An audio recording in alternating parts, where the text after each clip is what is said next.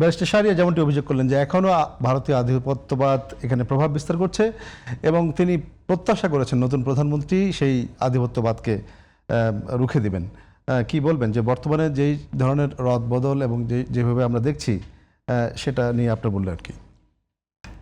আমার তো মনে হয় এখানে এই ব্যাপারে তো আমাদের মাননীয় প্রধানমন্ত্রী জনাব তারেক রহমান সাহেব তো বিবিসির সাক্ষাৎকারে এই দেশে আসার আগেই বলে দিয়েছেন যে ওনাকে বারে বারে বলা হচ্ছিল যে ইন্ডিয়ার সাথে আমাদের রিলেশন কি হবে। উনি তো বলেই দিয়েছেন সবার আগে বাংলাদেশ।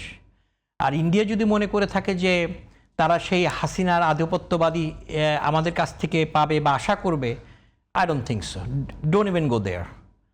তারেক রহমান সাহেব অত্যন্ত স্বাধীনচেতা আমাদের মাননীয় প্রধানমন্ত্রী, এবং আমাদের সাথে সম্পর্ক হবে সমান সমান, গিভ অ্যান্ড টেক, এবং আস্তে আস্তে এগুলো দেখবেন। এবং আমার বিশ্বাস যে ইন্ডিয়া আমাদের প্রতিবেশী, এদেরকে আমরা অ্যাভয়েড করতে পারবো না। তবে ইন্ডিয়া যদি মনে করে থাকে যে তারা যা খুশি তাই করবে আর আমরা মেনে নিব, এটা হবে না। তার প্রমাণ আপনি দেখেছেন যে ইন্ডিয়ার একটা এয়ারলাইন্স টাকা দিচ্ছিল না, তাকে বিমান উড্র ক্লোজ করে দিয়েছে।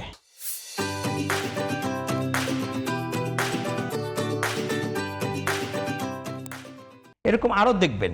এখন আমাদের সাথে স্বার্থ সংশ্লিষ্ট যে বিষয়গুলো আছে এগুলো হবে পারস্পরিক আলোচনা সাপেক্ষে, সম্মানের সাথে একে অপরের মধ্যে। ওই অঙ্গরাজ্যের মতো যদি ইন্ডিয়া মনে করেছে সেদিন চলে গেছে, জুলাইয়ের বিপ্লবের পর এটা আর নাই, এবং এটা হবেও না।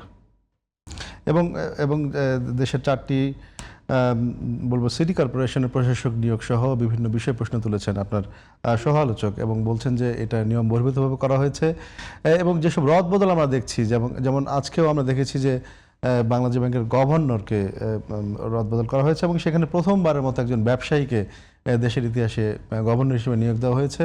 এবং পুলিশের ক্ষেত্রে বা বলবো যে আইন বিভাগে আমরা বিভিন্ন ক্ষেত্রে রদবদল দেখছি। এসব আপনি কিভাবে মূল্যায়ন করেন? এটা তো খুবই একটা স্বাভাবিক বিষয়। আপনি যখন সরকার পরিবর্তন হলো, নির্বাচন হলো, বিএনপি একটা বিশাল ম্যান্ডেট নিয়ে আসছে। এখন বিএনপির যারা দায়িত্ব নিয়েছেন মন্ত্রিসভায় মাননীয় প্রধানমন্ত্রীর নেতৃত্বে, এখন তাদের এখতিয়ার, তাদের ডিপার্টমেন্ট, তারা যেটা ভালো মনে করছেন সেভাবেই আগাচ্ছেন। আপনারা সমালোচনা করবেন, যুক্তি দিয়ে কথা বলেন, দ্যাটস অ্যাবসলিউটলি ওকে। বাট আমি মনে করি যে তারা যেটা করছেন দেশ অলসো ওকে, বিকজ তারা তো ম্যান্ডেট পেয়েছে। যদি ম্যান্ডেটে ভুল হয় বা তাদের কার্যক্রম যদি জনগণ অ্যাকসেপ্ট না করে, future there is election coming, they will see the consequences. But আমি মনে করি যে যেহেতু একটা সরকার আসছে, তারা প্রত্যেকেই কেবলই একটা ভঙ্গুর অবস্থান থেকে বিভিন্ন মন্ত্রণালয়ের দায়িত্ব দেওয়া হচ্ছে। আমাদের কোথা থেকে কোথাও তো শুরু করতে হবে। আপনি যদি এখন এই যে জেলা প্রশাসন, সিটি কর্পোরেশন যে নিয়োগ যেগুলো দেওয়া হয়েছে, এগুলো যদি না দিতেন, এই যে সমস্ত স্থবিরত রয়ে গেছে, সে কাটাবেন কিভাবে? মানে গত ইন্টার্ম গভর্নমেন্ট আমল থেকে এই পর্যন্ত যেভাবে সরকার চলেছে সেইভাবে তো সরকার চলতে পারে না। কারণ একটা সিটি কর্পোরেশন বা পৌরসভার যে দৈনন্দিন কাজ, জন্ম নিবন্ধন বা অন্যান্য যে টুকটাক কাজ, সেগুলো সব তো আটকে আছে। Someone has to do it. BNP মনে করেছে তাদেরকে দিয়েছে, এবং এটা সময়ের ব্যাপারে, ইলেকশন দিবে, তখন ইলেকশনে যারা জিতবে তারা, জনগণ যাকে ম্যান্ডেট দেয় সেই আসবে।